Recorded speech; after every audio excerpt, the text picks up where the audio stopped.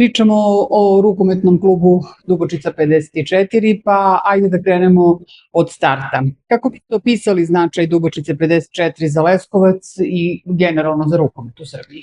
Dobar dan, Leskovac počinje da ima rukomet posle Drugog svetskog rata u formi velikog rukometa, a nekih 50. godina počinje da se igra rukomet na terenima otprilike dimenzija koje mi danas poznajemo i na kojima se danas igra.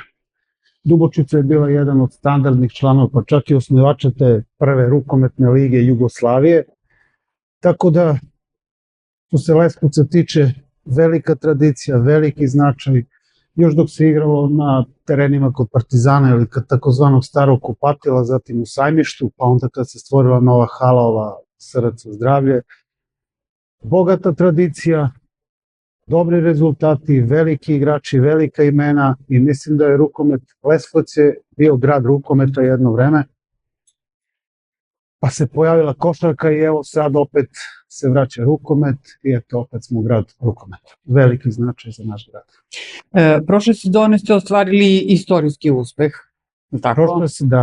Prošle sezone ja nisam bio, ja sam radio sa mlađim kategorijama, međutim ekipa koja je to ostvarila jedan izuzetan rezultat, a to je 5. mesto u prvoj rukometnoj ligi Srbije. Znači, to je u takvoj konkurenciji, to je prvo su se plasirali u Final Six ili taj play-off, kako se zove, i ostvarili istorijski rezultat, to je ponovili ga i ostvarili 5. mesto u toj ligi. Gde ste danas? Danas, evo, počela je nova sezona, ja sam se vratio, ponovo sam sa seniorima, sa prvom ekipom i odigrana su prva 4 kola, gde smo dočekali Partizan, gostovali Kikindi, dočekali Zvezdu i gostovali Vranju i eto, u tih 4 utakmica ostvarili 3 pobede i 1 poraz, tako da smo i danas na 5. mestu, trenutno se nalazimo na poziciji broj 5. U Arkus Ligi Srbije, prvo. Da. Je li to nešto što ste planirali pre početka sezoni? Pa naravno, Dubočica je već duži niz godina jedan od standardnih prvoligaša i uglavnom je njen plasman u tom gornjem domu rukometne elite. To je otprilike to, gde smo trenutno, to bi bilo, mi smo zadovoljni izuzetno jer ovakav start stvarno je dobar. Nismo očekivali baš ovakav start, ali je super. Znamo da je bilo nekih pojačanja u klubu, da li imate nameru da do kraja sezone dovedete još nekog igrača? Pa trenutno je situacija takva da raspolažemo određenim brojem igrača koje smo doveli i angažovali sa strane da nam pomognu, da ostvarimo što bolji rezultat. Trenutno nemamo u planu, vidjet ćemo kako se bude odmicala sezona, kako da idemo ka polusezoni, da li će nam ambicije rasti ili ne, u zavisnosti od toga ažurna uprava kluba će odlučiti da li ćemo dovesti još neko pojačanje. Da. Šta vam je trenutno najveći problem ili bi možda mogla da kažem šta je to što bi trebalo uraditi da bi se postigao što veći plasman u ovoj sezoni? Znate kako, mi kod nas imamo veliki problem zato što nismo univerzitetski grad i recimo mi tamo stvorimo neke igrače, tipa naše igrače, mlade igrače, međutim čim oni završe srednju školu, oni odlaze. Znači kad bi imali taj kontinuitet da ti mladi igrači iz našeg grada ostanu duži niz godina, mislim da bi u dogledno vreme sigurno dalo rezultat. Da li bi bili taj neki vrhunski rezultat ili bi opet bili tu 4. i 5. ali bi sigurno to bi dalo dobar rezultat. Što se tiče dovođenja sa strane, uvek se igrači odlučuju nekako kad ih zovemo, pričamo sa njima, razgovaramo. Mislim, ja nisam u toj materiji, ali uvek se odlučuju za Beograd, za Novi Sad, za Zrenjanin, ređe se odlučuju za južne delove Srbije, sve do momenta dok ne dođu kod nas i vide koliko je lepo i dobro i onda se zadrže tu 3, 4, 5 godine. Znači, za neki ozbiljni rezultat morali bi baš ozbiljnije pojačanja da se dovedu, a to je i skupo i mislim da mi to trenutno sebi ne možemo priuštiti. Kako izgleda kod vas ta priprema za sezonu? Da li se trenira svakodnevno? Kakvo je raspoloženje među igračima? Koliko su oni zadovoljni svime što im klub pruža? Trenutno radim sa jednom grupom momaka, ljudi koja ima izuzetno dobru energiju, hemiju međusobnu, znači izuzetno su radni, Znači, spremni su za rad, žele da rade, žele da napreduju. A to bi izgledalo, eto, ima neki predpripremni deo kad oni dobijaju određene stvari koje treba da ispune, da trče, onda dođu na pripreme, testiramo se, nastavljamo, ide ta fizička priprema, opšta pa specifična, onda odigravanje kontrolnih utakmica i nakon toga kreće prvenstvo. Ekipa koja je kod nas, kažem, i dalje ima odličnu hemiju, fantastični momci koji se bore, koji daju sve od sebe na terenu, dobro rade. Eto, to bi bilo to. Koji je trenutno sada, koji vam je igrač okosnica u klubu? Pa, kao kolektivni sport, mi smo uglavnom baziramo okosnicu ili kako već rezultat baziramo na timski rad. Međutim, eto, opet tu je kapitan Andrija Tarasković koji igra već duži niz godina, koji iz Leskovca, inače imamo sada, pojavio se Vanja Nikolić koji je takođe iz Leskovca, dosta mlađi, on je 2001. Marko Radulović iz Leskovca, on je 98.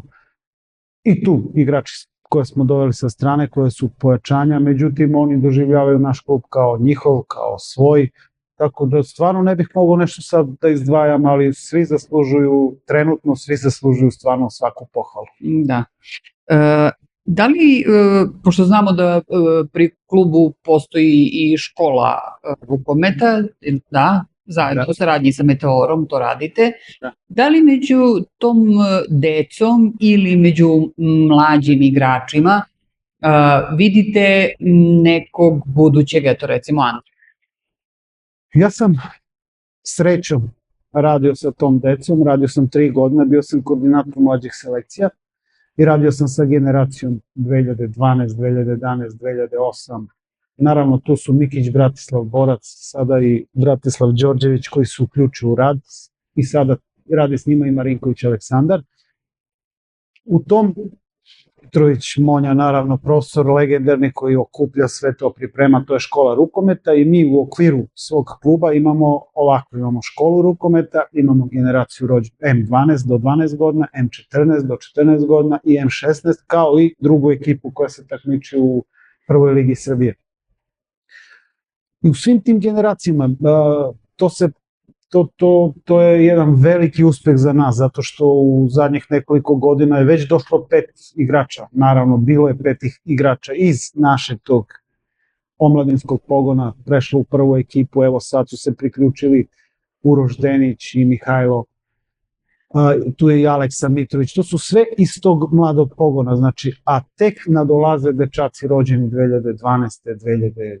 2014. 2010. 2009. I mislim da tu postoji veliki potencijal i mislim da će u narednih 5 godina, koliko njima otprilike treba, Dubočica neće brinuti jer će imati maltene ekipu iz Leskovca.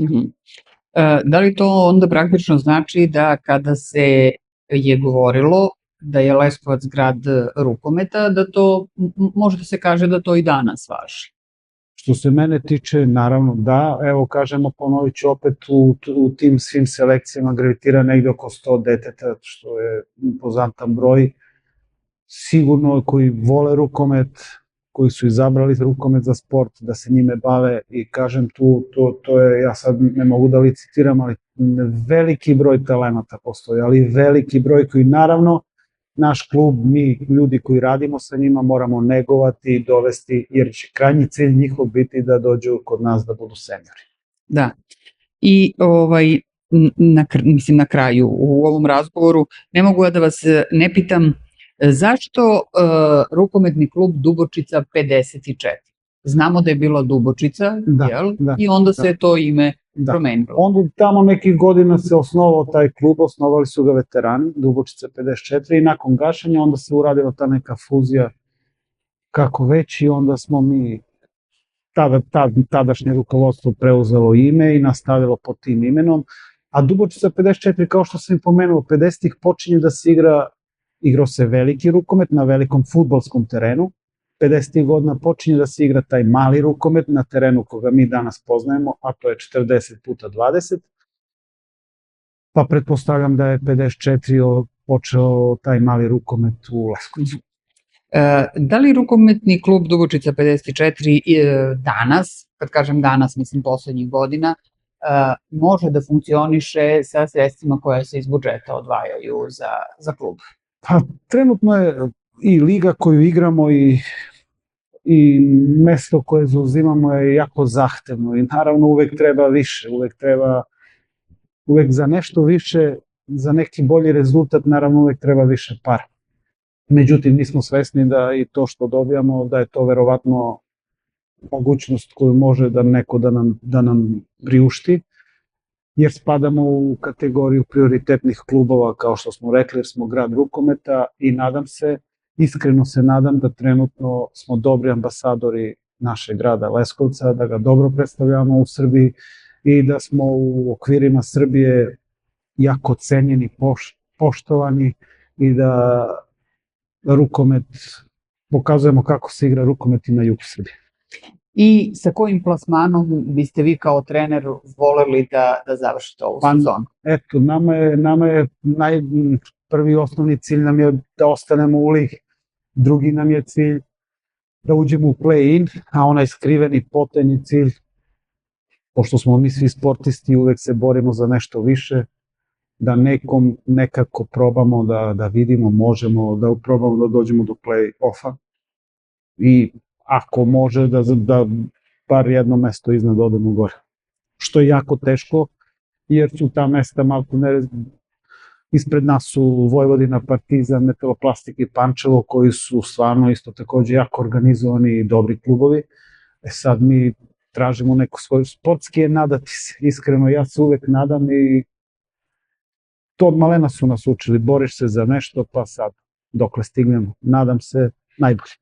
Eto, ajde ovaj razgovor da završimo i sa tim, eto. I ja vam želim da postignete ono što ste zacrtali. Hvala. Hvala vam.